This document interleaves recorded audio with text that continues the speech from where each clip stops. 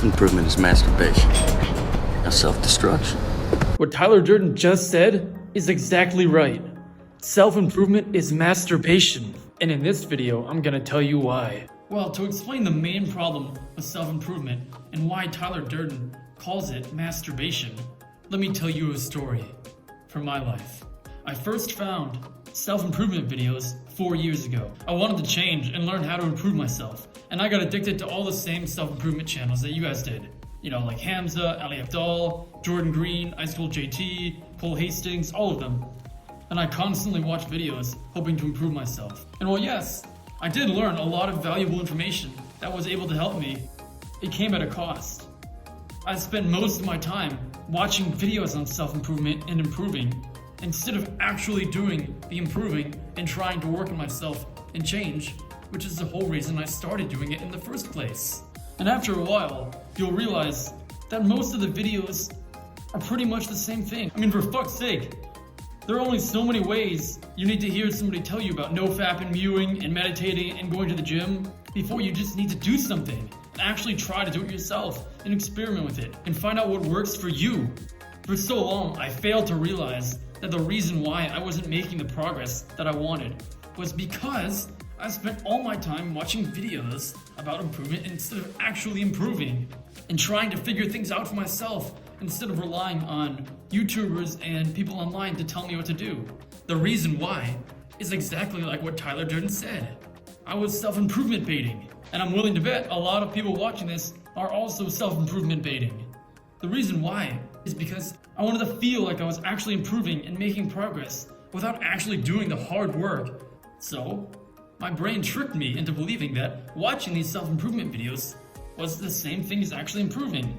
And as we all know, watching videos on something is a lot easier than actually doing it yourself and doing the hard work and going through the pain and trying to learn stuff and do it for yourself and find your own way to make it work. My brain always tricked me into believing that if I just watched more videos, then I'd have everything I needed and I'd become the person that I wanted to be. I mean, really think about the metaphor of self-improvement as masturbation. Think about the similarities between what I just said and what masturbation really is. Masturbation, at its core, is faking your body into believing it's having sex just to get the feeling of having sex without actually doing it. And with my story, I was feeling like I was actually improving myself without actually doing the hard work to improve. My brain was tricking myself into believing that it actually happened, but I never changed. My brain just tricked me into believing that I actually was changing, just as masturbating is tricking your brain into believing that you're having sex. That's why self-improvement is masturbation. Now here's my advice about this. Always watch videos with a purpose. And after you learn what you needed to learn, actually go and apply it. That's the most important part. And by apply it, I mean, don't just do what they say, but try it. Try different things. Try to figure things out for yourself. You definitely can. Most people just never try to. And only watch videos as a last resort, not the first option. A good rule of thumb to prevent you from wasting hours mindlessly watching videos is to only watch videos when you have the goal to learn something specific. You go to search for that topic, and when you have the information you need, you stop watching videos. Now, I'm not saying don't look at YouTube or social media at all. That's stupid because there's so much valuable information online that you can find. You just need to have moderation. For example, let's say Johnny wants to go to the gym. He wants to start learning how to go to the gym. He's never been before. So, he's gonna go to YouTube with the intention of learning about beginner gym tips, workout routines, anything about going to the gym. YouTube and social media actually has good advice if you know how to use it properly. You can go watch all the experts talk about all the stuff they wish they knew when they first started, all the tips they have for beginners, what you should do, what you shouldn't do. If you can use the wisdom of people who've done this for 10 years, it helps so much. You just need to you can't drown in the sauce. A good example is, if Johnny had not used social media at all or anything, he may go to the gym and make the worst mistakes that can be easily prevented if you watch a YouTube video.